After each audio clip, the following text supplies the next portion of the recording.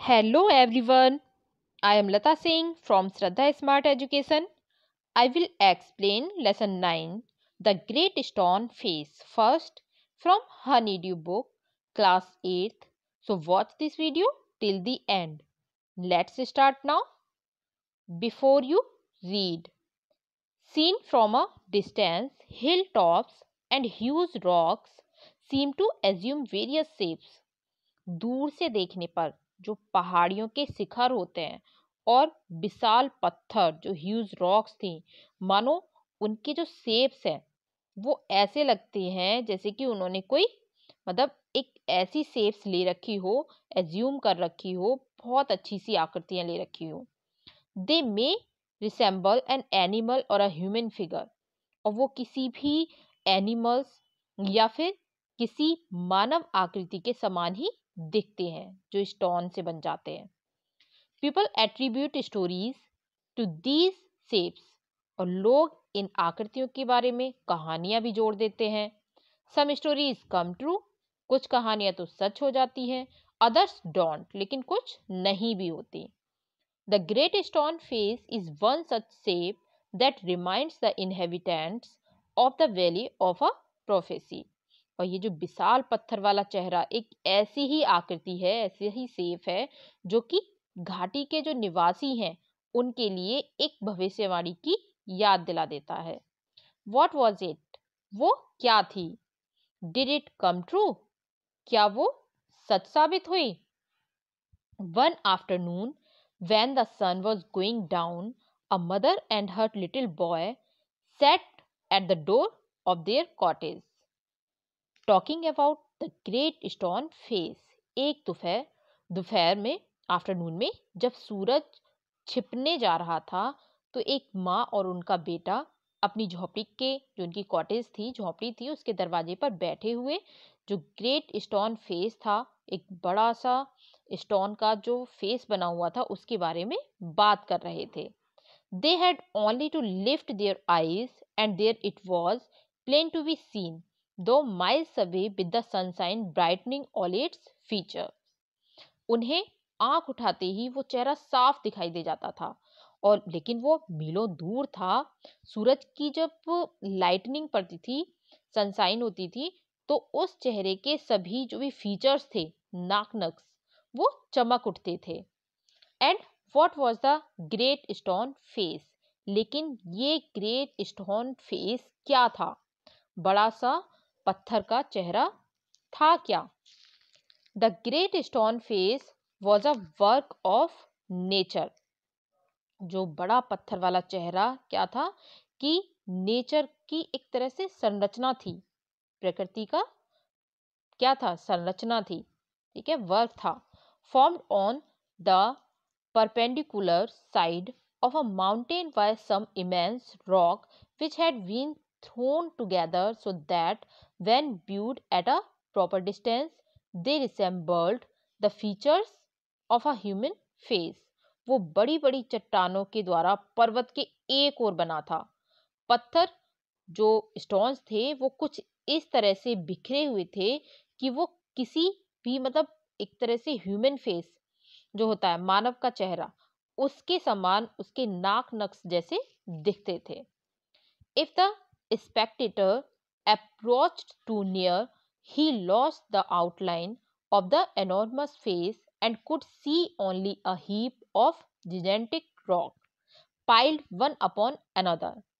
और वहां पर जो दर्शक थे, ठीक है, जो देखने के लिए आते थे, बहुत ही पास पहुंच जाते थे, तो जो बड़ा चेहरा था उसकी रूपरेखा, उसकी दृष्टि से एक तरह से ओझल हो जाती थी. जो भी कोई देखता था पास जाके, तो पास से वो नहीं दिखता था साफ साफ, और वो एकदम से ऐसा दिखता था, जिजेंटिक रॉक्स, ऐसा लगता था जैसे पत्थरों का ढेर लगा हुआ है और बिल्कुल भी साफ से नहीं दिखता था, वो ढेर की तरह ही दिखता था. Piled upon one upon another, ऐसा लगता था एक के ऊपर एक ढेर लगा हुआ है पत्थरों का, तो बिल्कुल से साफ नहीं दिखता.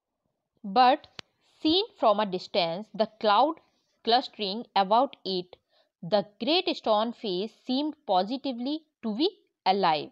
लेकिन दूर से देखने पर पत्थर का जो चेहरा था वो बिल्कुल ऐसा दिखता था जैसे कि मानवीय चेहरा हो और बिल्कुल सजीव हो, अलाइव हो, ऐसा दिखाई देता था।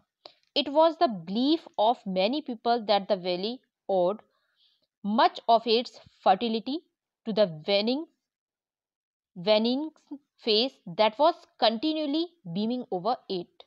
बहुत से लोगों का ये भी मानना था कि जो वैली है, घाटी है, जो उसकी संपन्नता है, उस जो वेनिंग फेस है, वेनिंग मीन्स काइंड या जेंटल, जो शुभ चेहरा है, उसके कारण ही थी, जो कि कंटिन्यूली बीमिंग ओवर इट, लगातार उन पर नजर रखे हुए थे।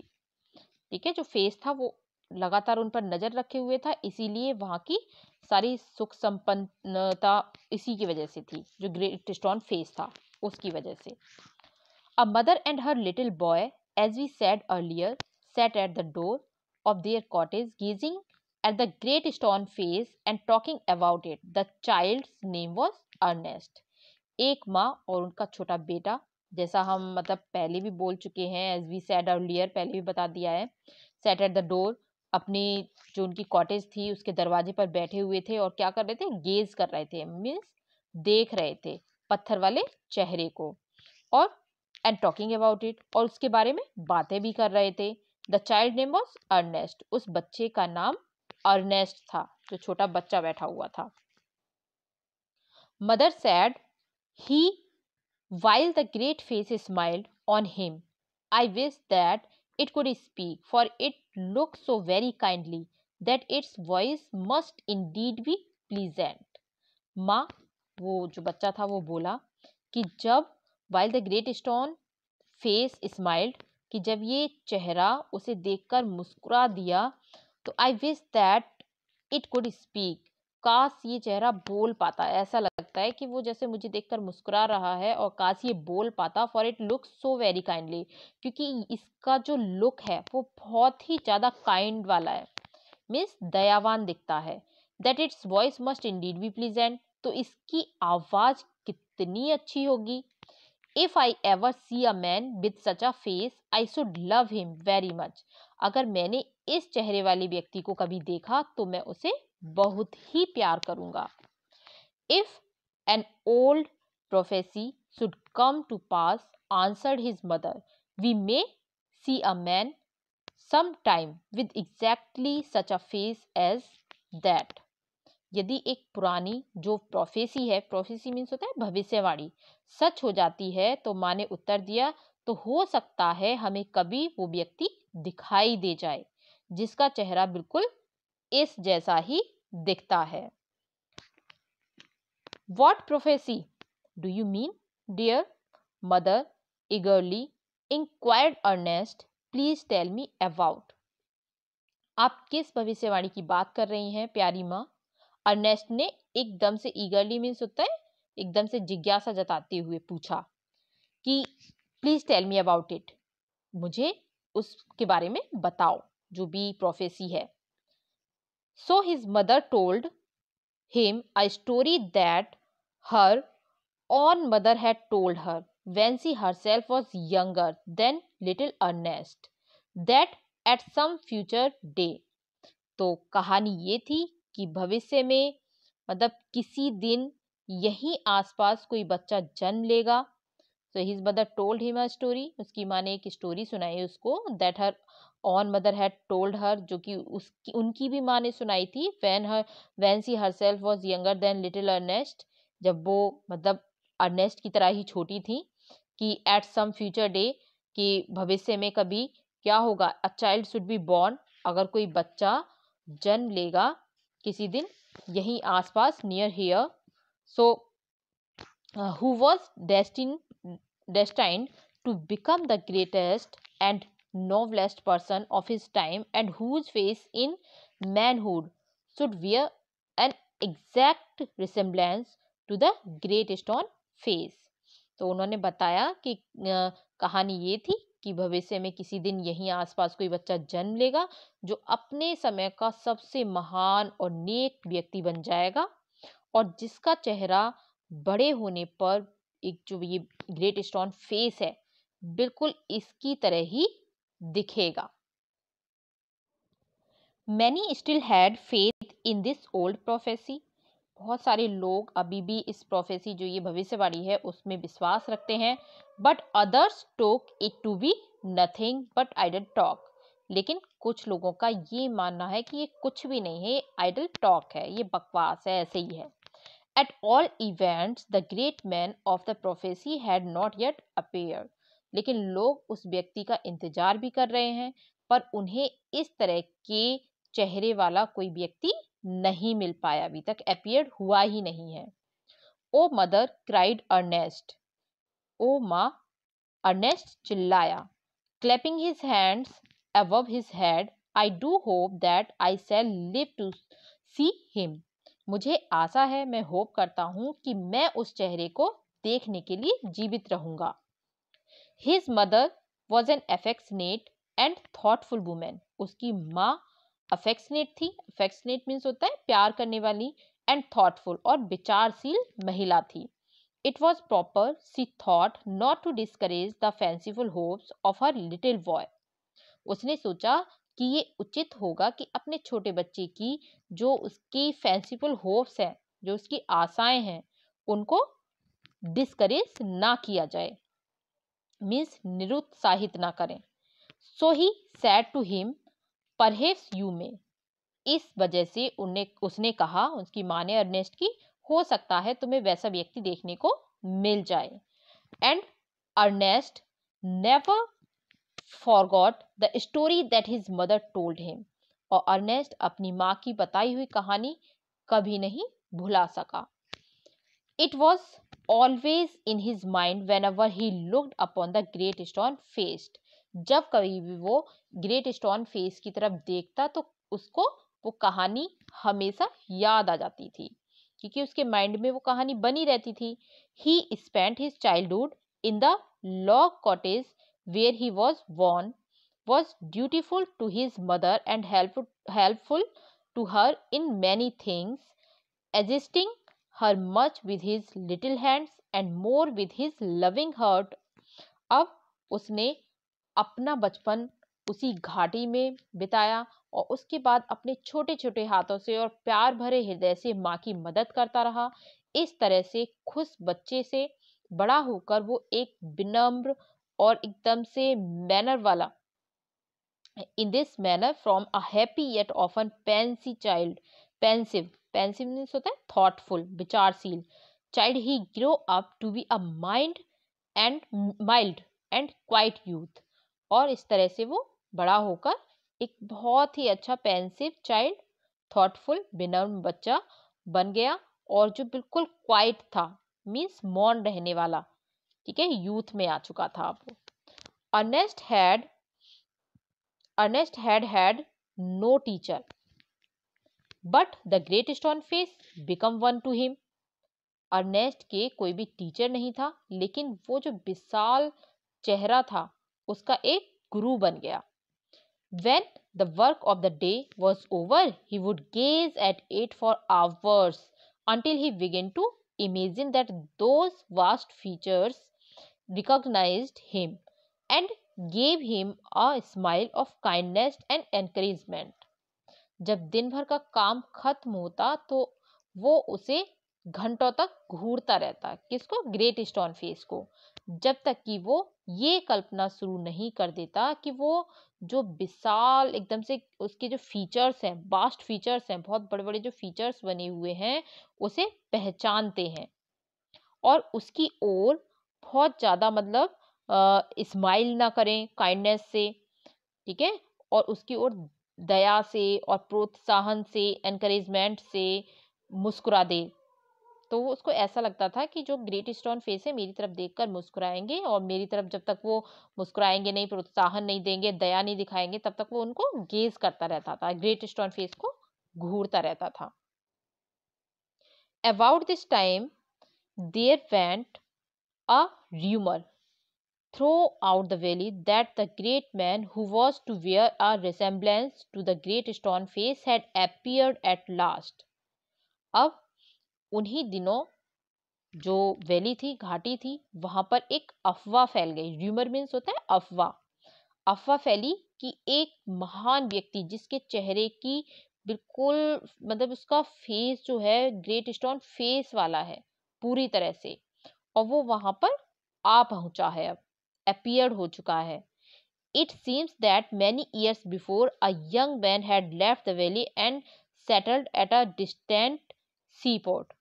ऐसा लगता है कि वो बहुत साल पहले एक जो व्यक्ति था घाटी को छोड़कर दूर, मतलब कहाँ पर, सी पोर्ट बंदरगाह पर चला गया था। Gather Gold, which was his name, had set up as a shopkeeper and being sharp in business matter had become so very rich that it would have taken him 100 years only to count his wealth. और उसका नाम था gather gold.